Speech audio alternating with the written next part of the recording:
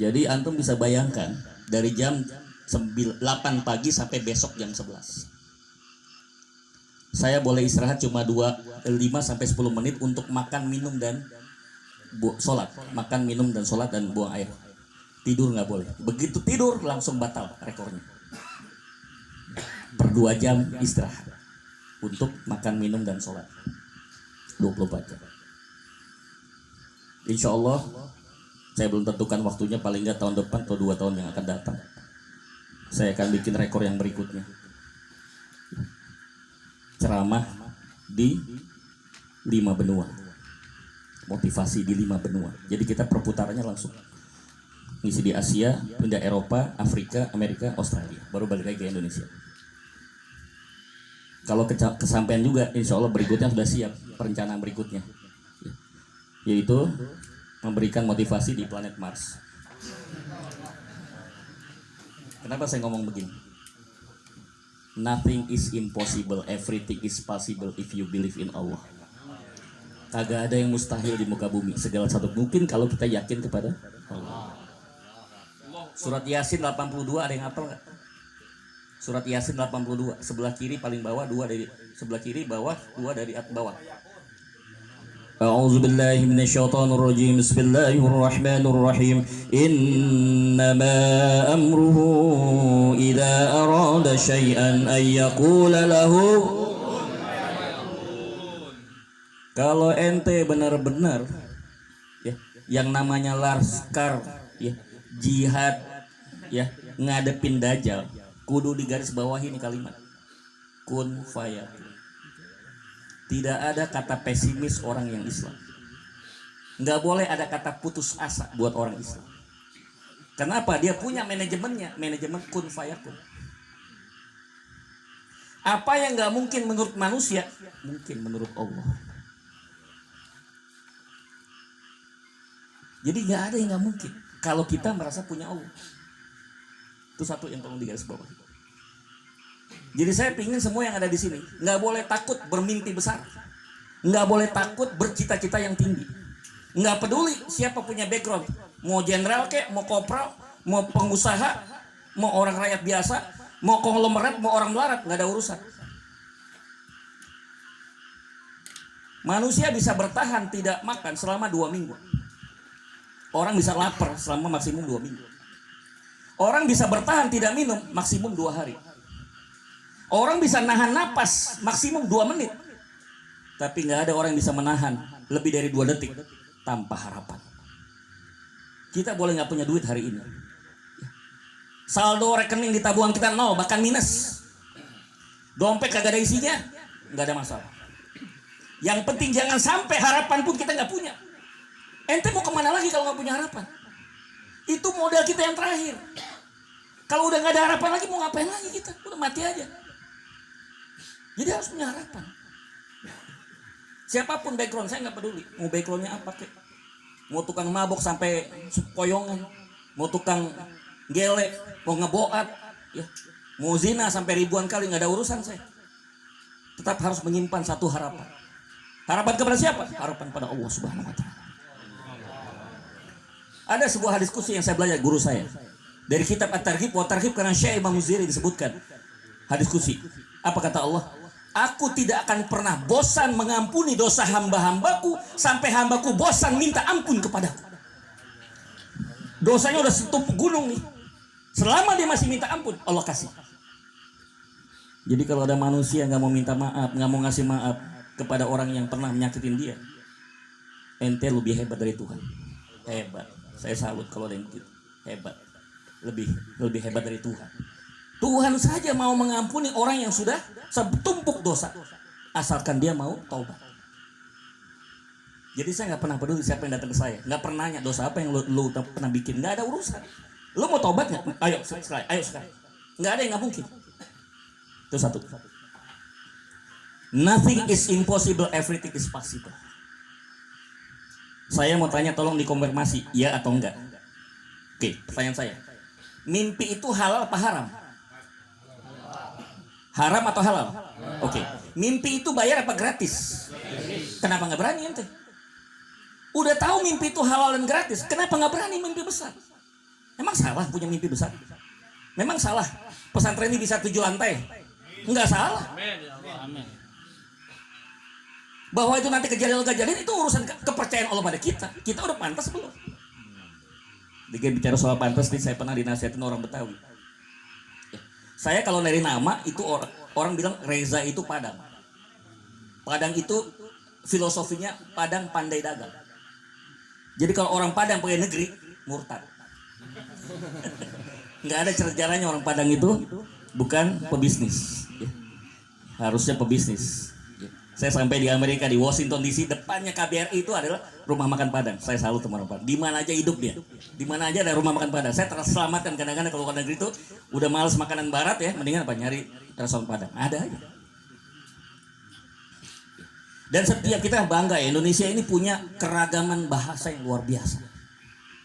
Kita kalau misalnya ke daerah Sunda, ya, termasuk daerah sini, Sunda itu kalau dalam ilmu tajwid hukumnya adalah ikhfa, disembunyikan.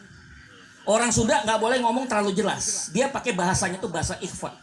Tipayun, nenggelis, nggak boleh. Tipayun, nenggelis, itu bukan orang Sunda itu begitu, mesti diayu. Kenapa orang Sunda itu orangnya innocent, wajah-wajah nggak berdosa.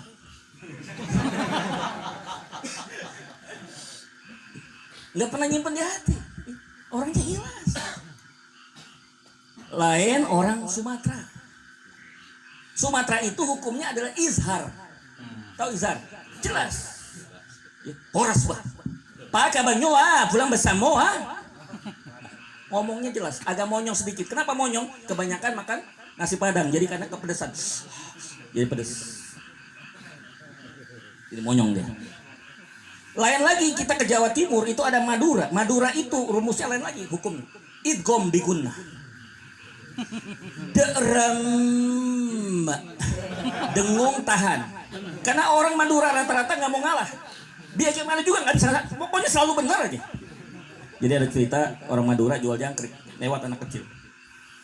Bang berapa bang jangkriknya? 15.000 deh. Jangkrik kecil begini 15.000 yang benar aja bang. Jangkriknya jangkrik Rembo deh. Berarti jagoan kan dulu kan ngadu jangkrik nih. Diadu lah jangkrik, baru ngadu pertama kalah. Ya anak kan nangis, udah beli mahal-mahal kalah lagi. Datang ke abang yang minta dibalikin duitnya. Katanya jagoan, katanya Rembo musuh kalah. Nanti dulu deh, musuhnya bawa sini deh. Musuhnya suruh bawa. Lebih kecil musuhnya. Musuh kalah main kecil, katanya jangkrik Rembo. Nanti dulu deh, saya lihat dulu deh. Oh jelas deh, komandan Rembo deh.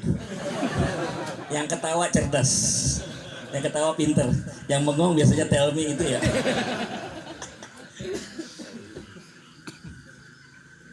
Itu luar biasa. Dari suku bahasa aja udah luar biasa. Jadi balik lagi, poin kita, jangan sampai harapan hilang.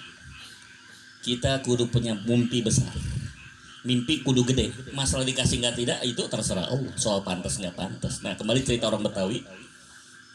Dia nasihatin saya. Gus kalau ente mau punya kambing bikin kandangnya. Gitu ya? Ya udah kita ikutin aja. Kita bikin kandang. Dia ketawa sama tetangga. Gus Reza nggak punya kambing bikin kandang. Sedeng. Tahu sedeng?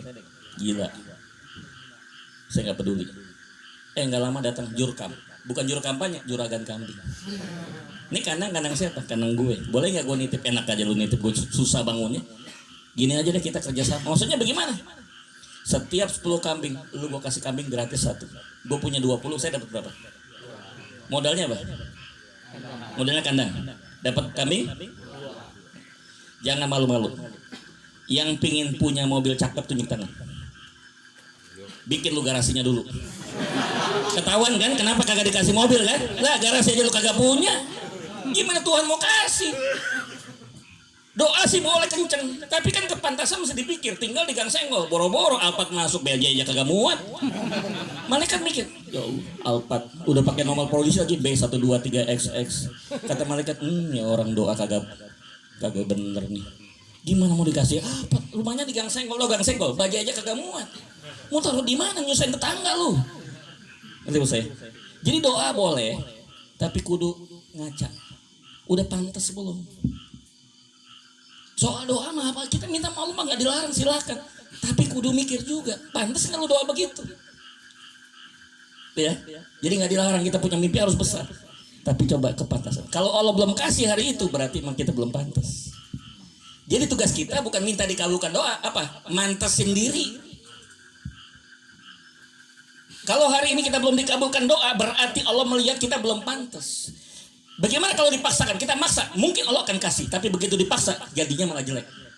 Contoh, saya bawa koper isi 2 miliar. Tolong saya titip kasih ke tukang beca yang di ujung sana. Buka di tempat, apa yang terjadi? Senang apa pingsan? 2 miliar. Ini duit nih, pingsan. Kalau bangsa 2 juta, 20 juta oke lah ya. 2 miliar apa? Bingung dia. Buat apanya? 10 beca aja udah pusing gue ngurusinnya, gimana 22 miliar? Karena dia nggak punya kemampuan untuk mengelola 2 miliar itu. Jadi bukannya Allah melarang kita punya pesantren gede. Pertanyaannya kalau dikasih siap nggak ente mengelola? Minta sih boleh. Ya Allah bikin pesantren mau bodas ini ya.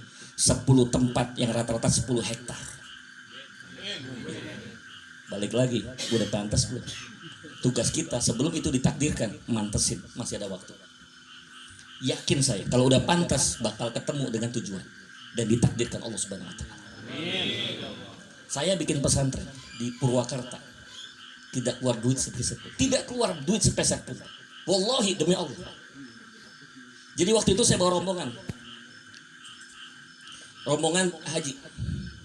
Rombongan orang-orang Bank Indonesia yang udah pada mau pensiun sebentar lagi.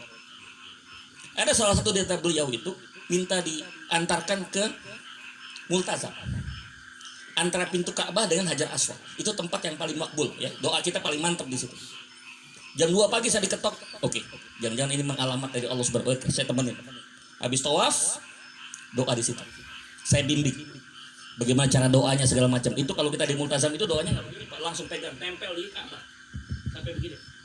Meratap. Apa proposalnya? Gus, saya mau minta sama Allah. Saya nggak mau minta apa lagi. Duit saya udah cukup, rumah udah ada, mobil udah ada. Apa yang diminta? Saya mau bikin pesantren yatim. Sebutin tempatnya, Purwakarta. Berapa luasnya? 5 hektar. Bismillah. Sampai langsung nyampe ke langit. Jadi titik tengah Ka'bah, tahu nggak kemana arahnya? Baitul Ma'mur. Baitul Ma'mur itu suatu tempat di mana tawafnya para malaikat. Itu sebabnya ketika kita itu bisa tawaf di Ka'bah, itu dapat getaran magnetnya langsung dari arsy. Sama bareng dengan tawafnya malaikat. Di titiknya ke atas tuh nembusnya ke Baitul Ma'mur. Jadi Ka'bah itu tawafnya tidak pernah berhenti, sebagaimana tidak berhentinya malaikat tawaf di Baitul Ma'mur. Balik ke tanah air. Berapa minggu kemudian dia telepon saya. Gus, bismillah. Saya udah dapat tanah. Kaget saya udah dapat tanahnya. Terus gimana? Gus siapin kurikulumnya. Terus tunggu tanggal mainnya. Udah saya nggak pernah mikirin lagi. 6 tahun berikutnya dia ngasih kabar, Gus silakan dibuka pesantrennya, soft launching. Saya kaget Pak, udah jadi bangunannya semua Pak. Saya cuma tinggal suruh meresmikan dan saya langsung diposisikan sebagai pimpinan di situ. Yang kerja Allah lewat tangan-tangan mereka. Wala proposal, wala donasi, nggak ada. Full mereka yang bayar. Ustadz jangan kesini sebelum beres. Kalau sudah beres, sudah pantas Gus kesini, datang. Kalau enggak, jangan. Ini tugas kami. Setelah bangunan jadi, berikutnya tugas Ustadz yang melanjutkan. Kami sudah selesai tugas kami membangun. Berikutnya, bangunlah manusianya sekarang. Itu tugas saya sekarang. 5 hektar, persis 5 hektar. Ada korma. Susah ya nanam korma di Indonesia. Itu bisa numbuh Pak. Pertama kali, kan, itu nggak ada yang namanya air. Sampai nembus 30 meter, nggak nembus air. Tapi namanya rezeki udah mulai takdirnya. Akhirnya sekarang udah ketemu 5 mata air langsung. 5 mata air langsung. Dan nggak usah disaring lagi Pak, langsung bersih. Allahu Akbar. Sekarang pengembangan mohon doanya 35 hektar. Sudah ada buah apa? Buah naga ya. Buah naga, kemudian jeruk vermont, duren musangking. Nanti kalau udah panen, beliau saya ajak. Nah, kita makan duren musangking di sana. Ya, kita ikut semua antar pasukan semua. Makan sampai muntah dah. Gratis. Ya, sama korma mungkin 3 tahun lagi baru numbuh. Agak lama emang kalau korma.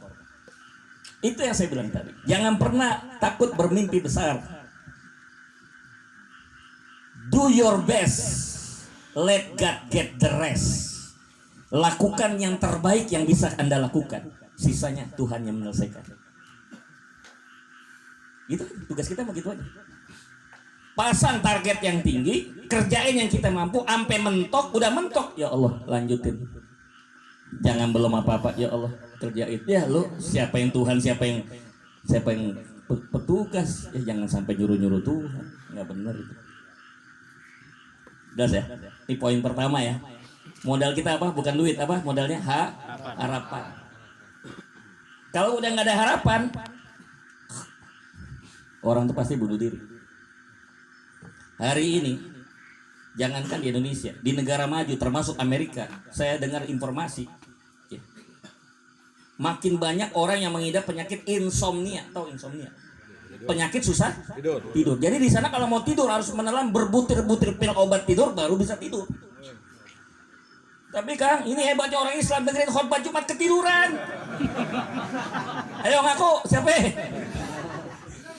Siapa yang salah? Bukan jamaah yang salah, khotibnya. Masa khotbah baca? Bagus, jamaahnya nggak kritis. Ustaz, di fotokopi aja, ntar gue baca di rumah. Kalau cuma dibacain dulu, gue juga bisa.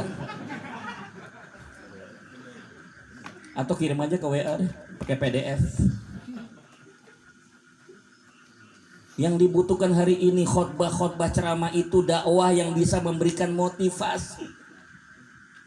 Umat ini udah punya potensi. Saya mau lihat semua nih. Saya nggak lihat background. Beliau udah cerita banyak background yang ada di sini. Saya nggak pernah lihat background.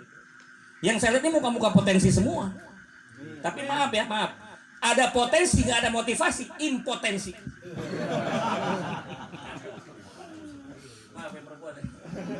Orang yang impoten katanya dokter Boyke. Orang yang impoten bukan berarti nggak punya. Dia punya organ vital tapi nggak berfungsi, lemes. Kenapa? Nggak ada daya. Makanya dikasih pil biru Viagra. Hari ini saya udah nyiapin 3 pil Viagra, 3C. Nggak perlu pil biru, 3C saya kasih hari ini. 3 kapsul, minum nanti malam sekaligus. Langsung gereng. Pertama, catat nomor 1. Kapsul pertama adalah change, perubahan. Minumlah perubahan. Yang nggak mau berubah, mati aja dulu. Mau begini terus, ya silahkan. Sampai mati, ya silakan. Nggak berubah tapi mati juga. Mendingan berubah tapi nanti akhirnya ujungnya mati. Bagus berubah. Nggak penting berubahnya besar atau kecil, yang penting mau berubah. Itu kalau baris berbaris, jangan jadi orang yang cuma istirahat di tempat, atau jalan di tempat, atau bubar jalan. Harusnya apa? Maju jalan. Mau majunya 1 langkah, mau 2 langkah nggak ada urusan. Yang penting maju. Apa kata Nabi? Mangkana yaumu khairum min amsi fa huwa rabih. Barang siapa yang hari ininya lebih baik dibandingkan kemarin, dia orang yang sukses. Your today is better than yesterday, itu orang sukses. Bukan duit. Pastikan besok kita harus lebih bagus daripada hari ini. Mangkana yaumuhu mithla amsihi fa huwa maqbulun. Barang siapa hari ini sama seperti kemarin, maka dia termasuk orang yang tertipu. Wa man kana yaumuhu khairum min amsi fa huwa khasir. Barang siapa hari ini lebih buruk dibandingkan kemarin, dia orang yang rugi. Jadi kalau hitung bicara bisnis, mau dapat bisnis yang untung, pastikan hari ini lebih bagus dibandingkan kemarin. Tapi yang bangkrut dan tekor orang yang hari ini yang lebih buruk dibandingkan kemarin. Oke. Kapsul pertama, perubahan.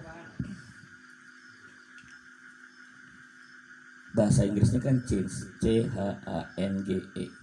Ingat ya, tolong G-nya dicoret, N-nya dicoret, ganti huruf R. Jadi apa? Artinya baca.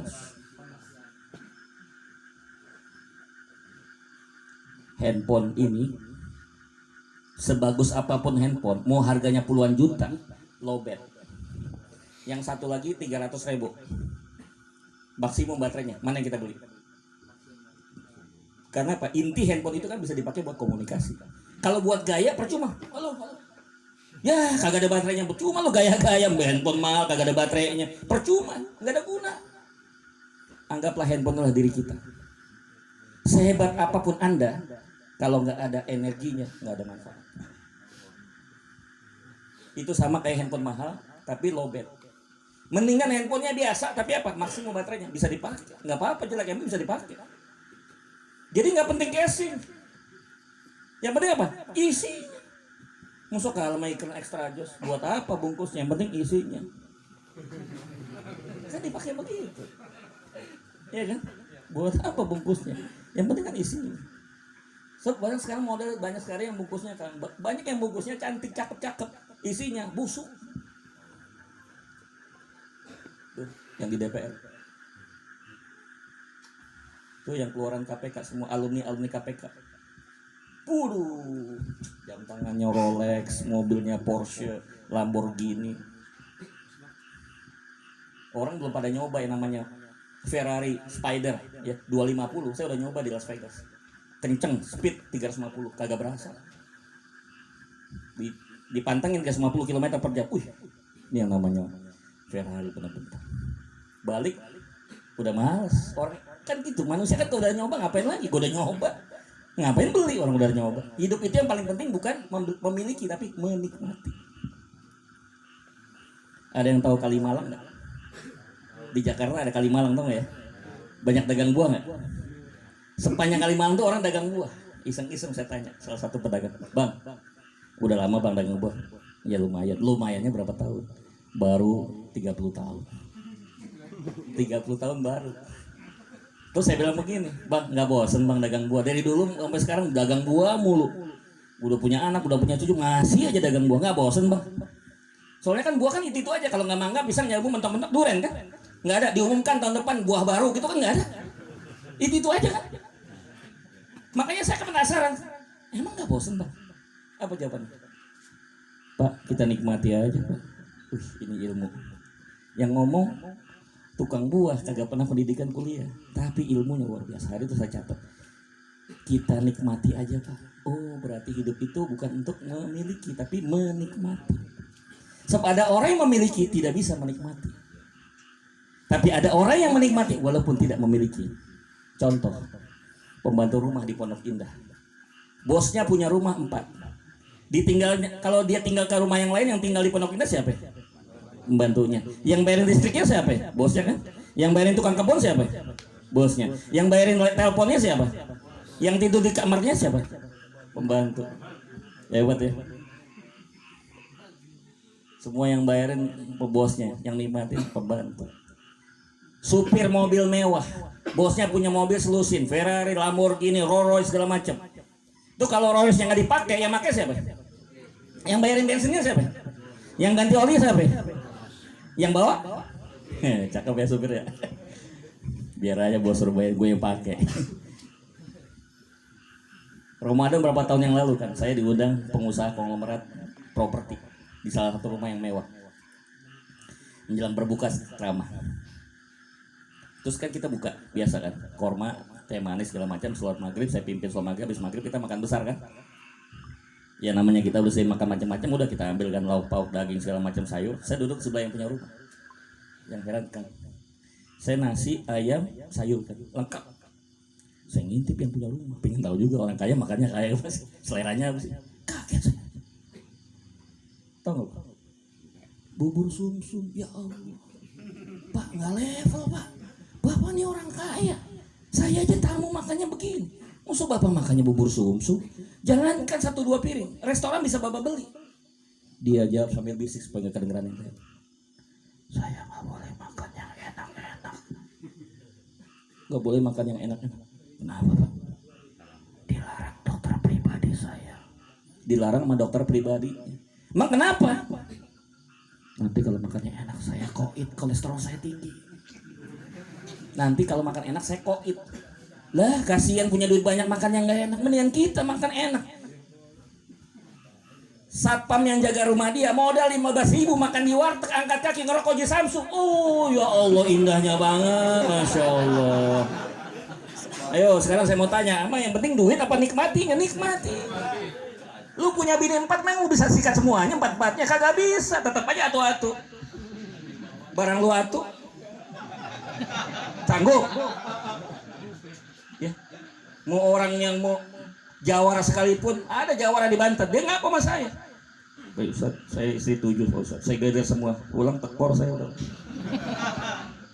Nabi Muhammad menggilir istrinya 9 satu malam. Tegar tuh, hebat Nabi, luar biasa. Nanti babnya lain, udah mencari bagaimana supaya Nabi itu tetap gerang. Lain waktu. Syaratnya udah pada nikah belum? Ilmunya. Baik. Poin pertama harapan, poin kedua tadi apa? Ya, cas. Kudu dicas. If you want to change, you have to charge. Kalau Anda mau berubah, kudu dicas. Apaan yang dicas, Gus? Satu. Otak kudu dicas. Ngecasnya pakai apa? Ilmu. Kenapa datang di sini? Nih ngaji kita kayak gini, ngapain? Ngecas. Ngecas otak kita supaya ada ilmu. Nih terus terang aja ya, nih iblis pernah ditanya Nabi Muhammad waktu Isra Mi'raj. Nabi nanya, ngetes ke iblis. Iblis, ya biasa kan, manggilnya iblis aja kan, iblis. Kalau ente disuruh milih ada 2 manusia, yang satu abid walakin jahil, ahli ibadah tapi bodoh, yang satu lagi ibadahnya biasa-biasa tapi alim, ilmunya dalam. Lu pilih yang mana? Yang lu mau goda dengan mantap. Iblis pilih yang mana? Yang nomor 1. Yang ahli ibadah tapi bodoh. Loh, kenapa dipilih yang ahli ibadah? Sebab dia ahli ibadah tapi goblok. Jadi gue bisa kerjain dia. Bisa gue goblok-goblokin. Jadi iblis tuh takut sama orang yang pintar. Makanya kita kudu ngecas dengan ilmu. Orang bodoh itu jadi permainan setan. Oke? Jadi orang Islam tuh diwajibkan untuk cerdas. Cerdas itu bukan berarti kuliah, belum tentu ya kuliah S1 cerdas, belum tentu. Orang Gus Dur bilang anggota DPR anak TK. Gus Dur bilang, bukan saya bilang, anak TK katanya. DPR. Jadi nggak ada ukuran masalah pendidikan. Walaupun kita nggak kuliah S1, S2, S3 nggak ada urusan. Kita apa ya? Saya ini gelarnya 2, MA, MBA. Mahasiswa abadi masih belum apa-apa. Belajar terus. Cas. Itu kapsul pertama kudu dicas. Change ya, berubah. Yang kedua C-nya competition. Fastabiqul khairat, berlomba-lomba dalam kebaikan. Tuh kapsul kedua supaya kita nggak impoten, kudu kompetisi. Kompetisi apa? Bukan kompetisi jotos-jotosan. Kompetisi banyak-banyakan mabuk. Wah, itu mah nggak keren. Kompetisi dalam masalah kebaikan. Tahu Gus Reza udah mulai keringetan, sediain.